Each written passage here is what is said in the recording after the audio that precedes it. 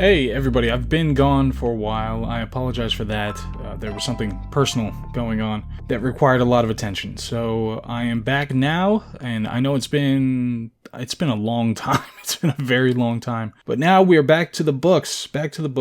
And there was one nice thing about being on sabbatical for that while, is that I got to really consider what is important about these kinds of episodes. And it's really what's easiest for the listener. Creating something that's easy to follow and informative and thought-provoking. One thing that I have a habit of doing is kind of racing through a whole bunch of topics, so I can at least mention all the things that happen in the book and feel like if something's mentioned, you get this echo of topics that are related to it, and that'll be plenty to be able to follow what's going along.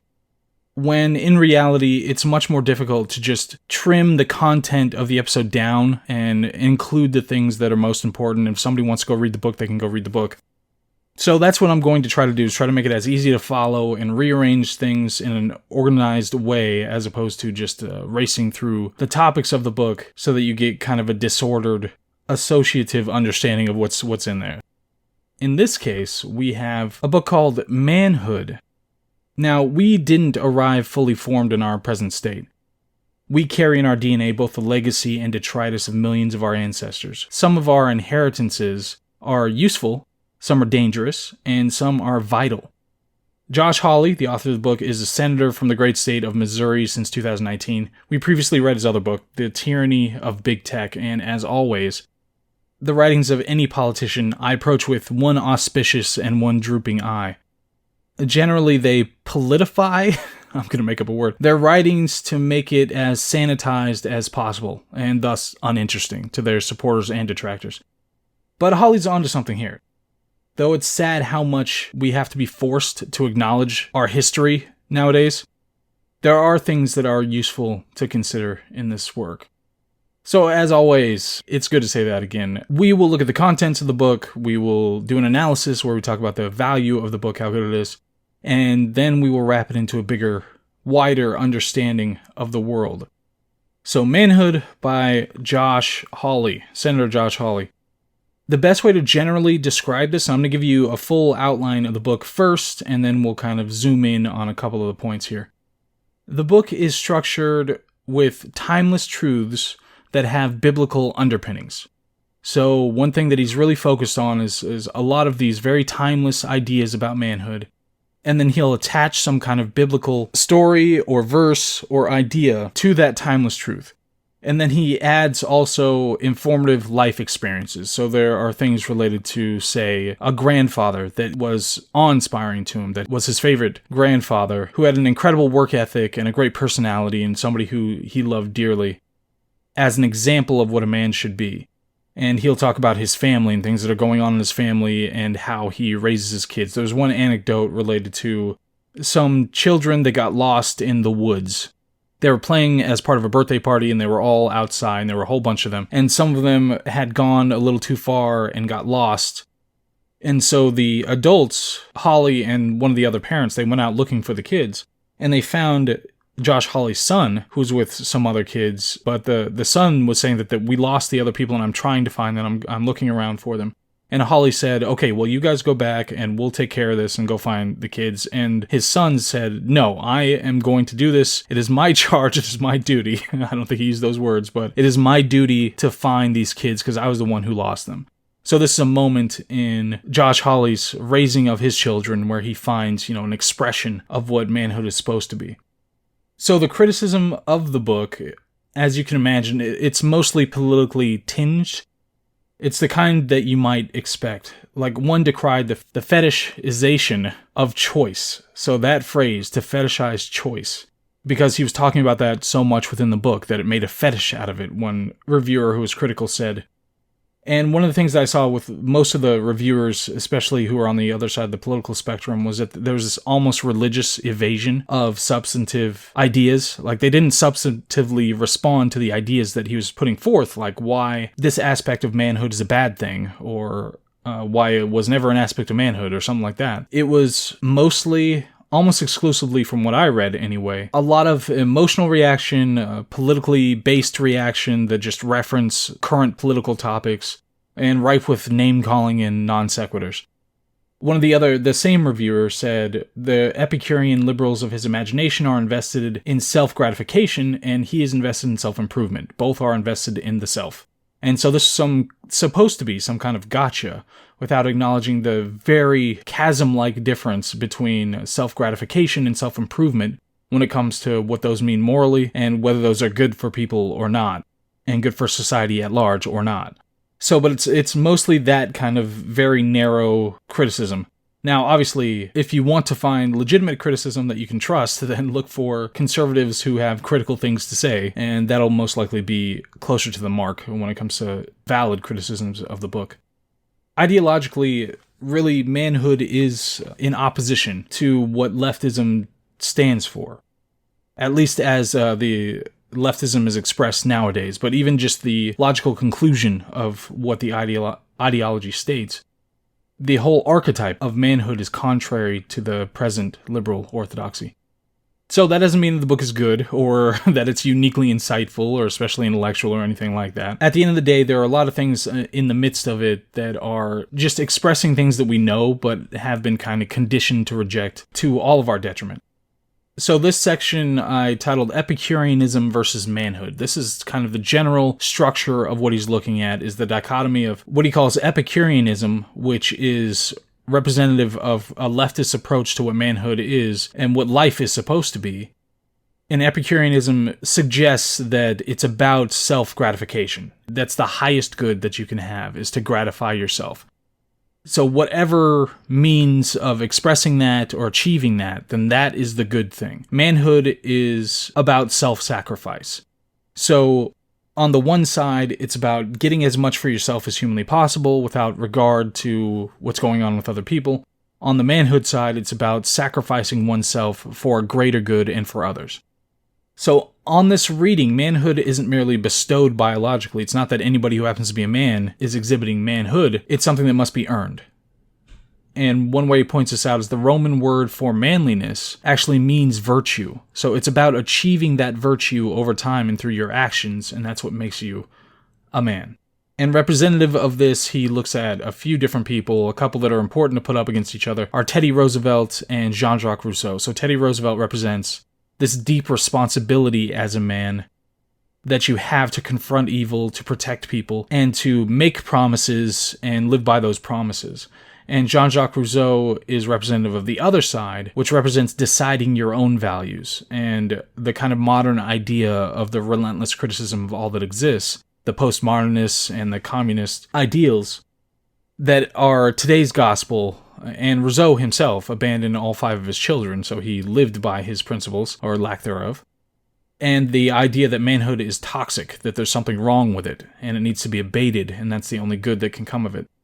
So as I said, in this section is about biblical framing, and the way that he did that is he would take biblical stories and he'd try to use those to represent some idea about manhood that he was trying to get across. So in this particular instance, it was about the Adam and Eve story in the Garden of Eden, and the fact that Adam did not seek to confront destruction, and that he negligently exposed his wife to darkness. It was his fault for not being the protector, not being able to save her and confront the darkness that was there.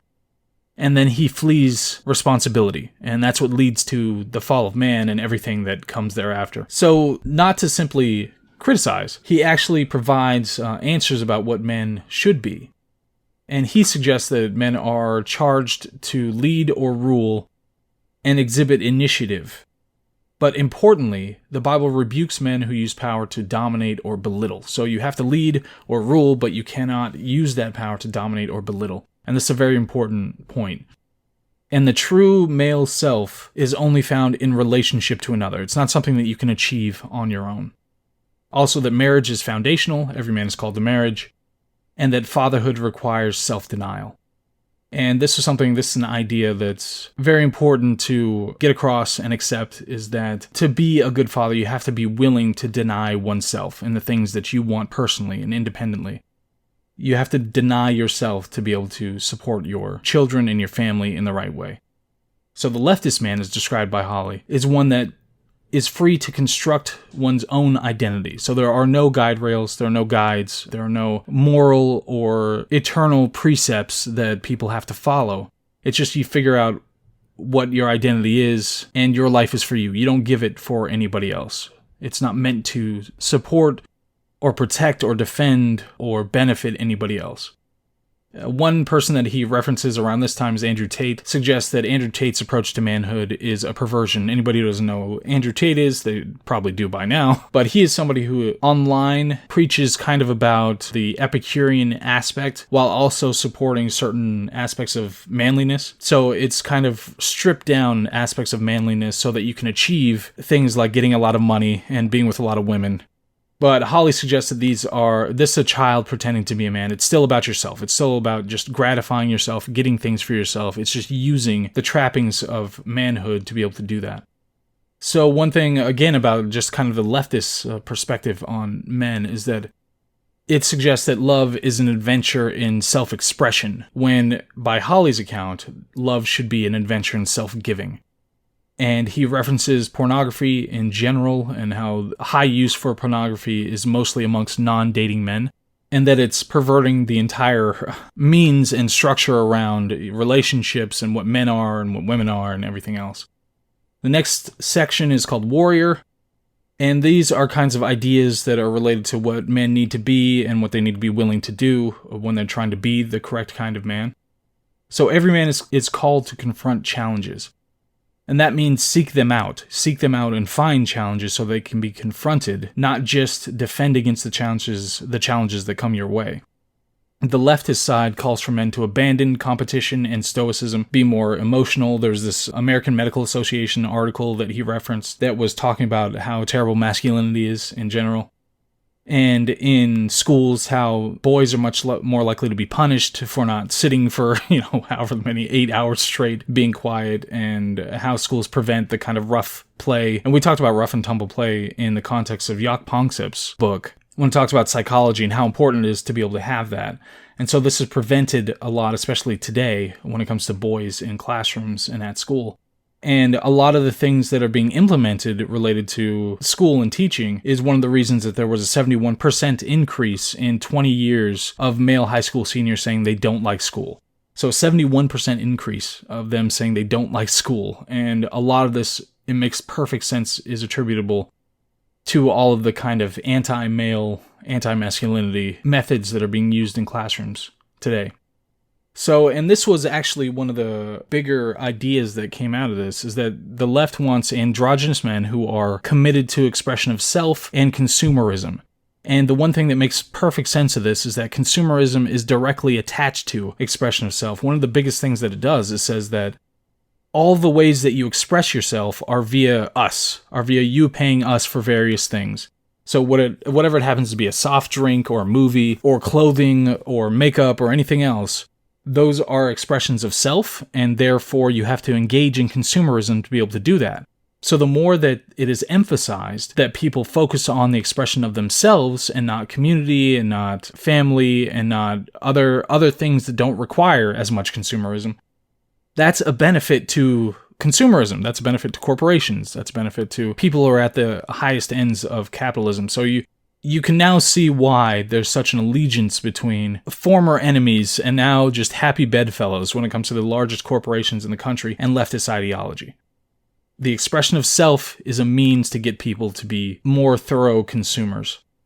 So he references the Bible, like I said, many a time, and in this context, he talks about how the Bible says to be strong and courageous, and one of the ways that he frames this is to say, run toward monsters. And I absolutely love this phrase, this way to express this idea. You have to run toward monsters. Running towards monsters of your life requires firmness of mind and will, and it's one of those things that men are called to do and often terrified to do as well. But you have to run toward monsters. And measure yourself not by money, but by growth in character. So it's not about money, it's not about the women that you've been with, but it's about how much your character grows over time. And care about success in others. It's more important to care about the success in others than it is to care about your own.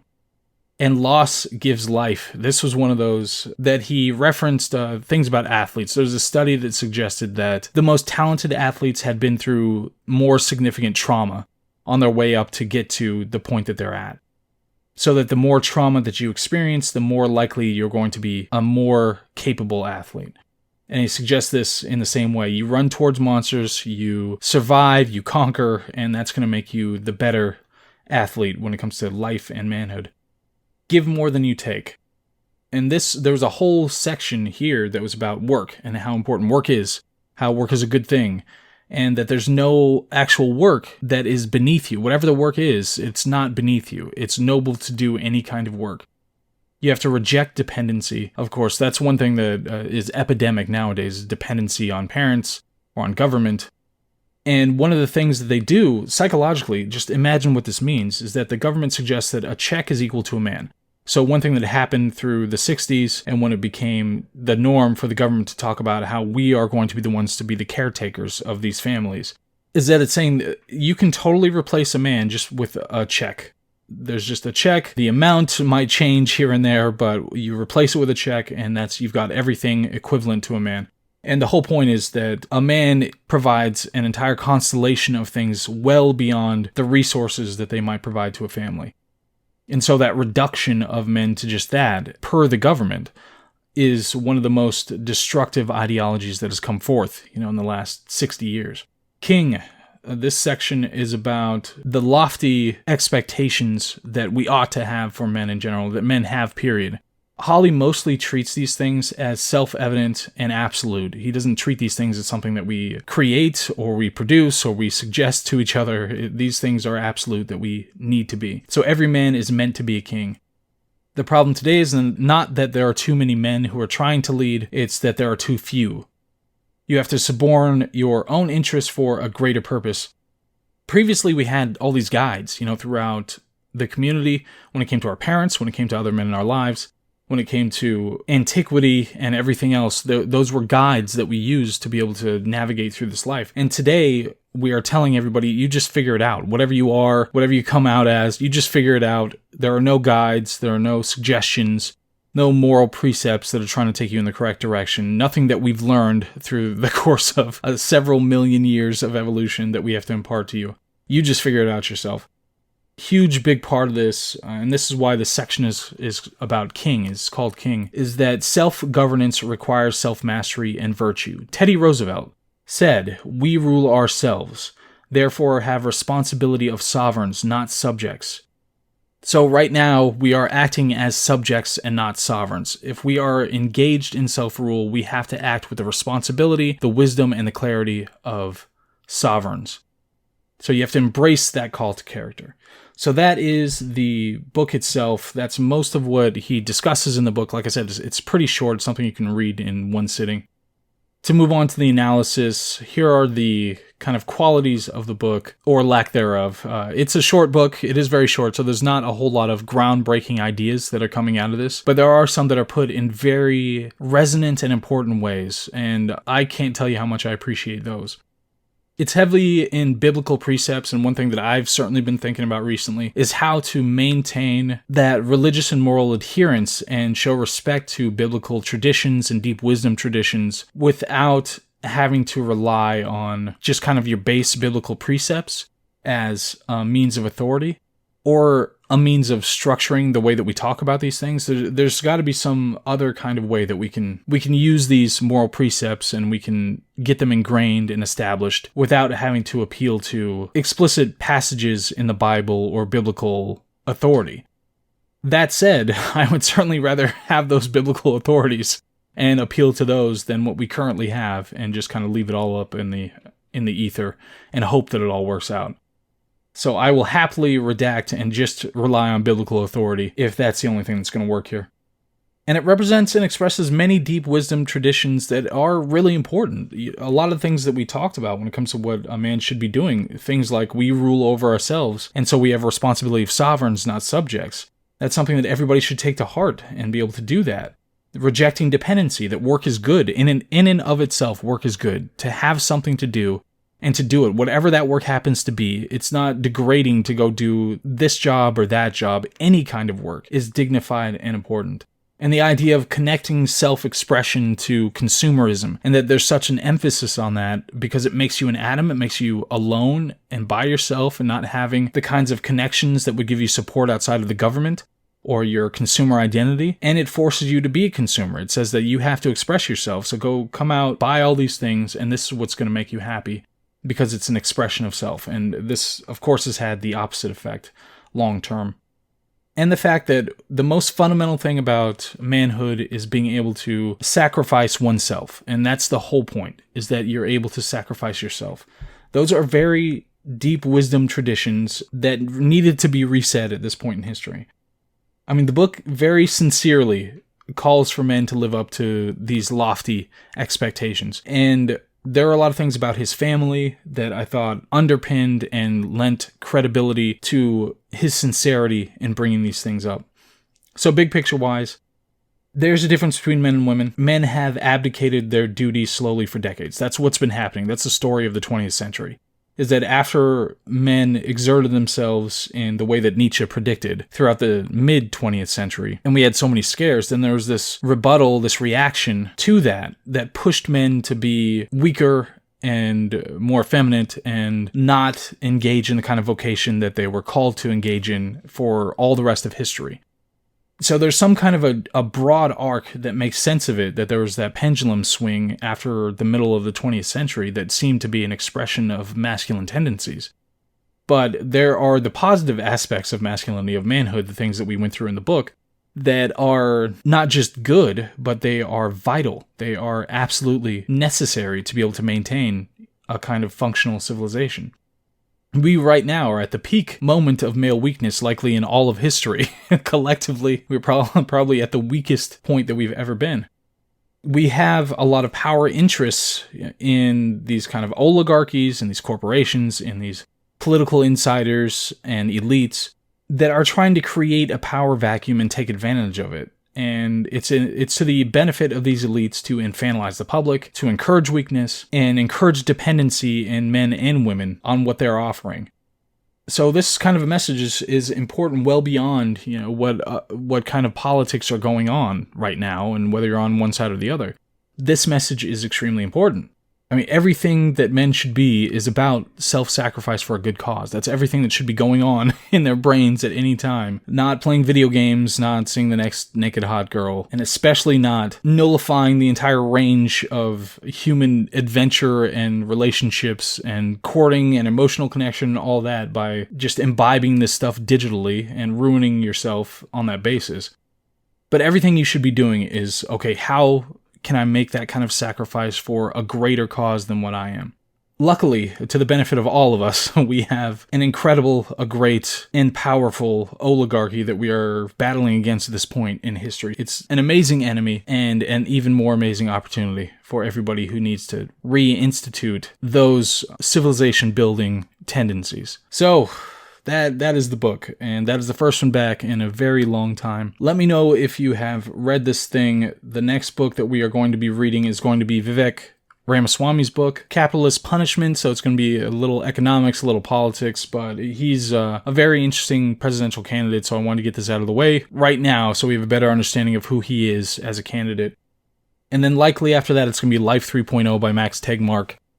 And somewhere in the midst of that, we'll finish reading on YouTube. We'll finish reading the entire Metamorphosis and move on to more fiction after that, which we're going to keep reading in their entirety on YouTube.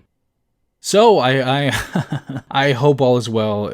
We are living in such fast times. It's absolutely incredible everything that's going on right now. To some extent, it's invigorating and exciting, and to some extent, it's exhausting and difficult. But regardless, we're going to keep moving forward.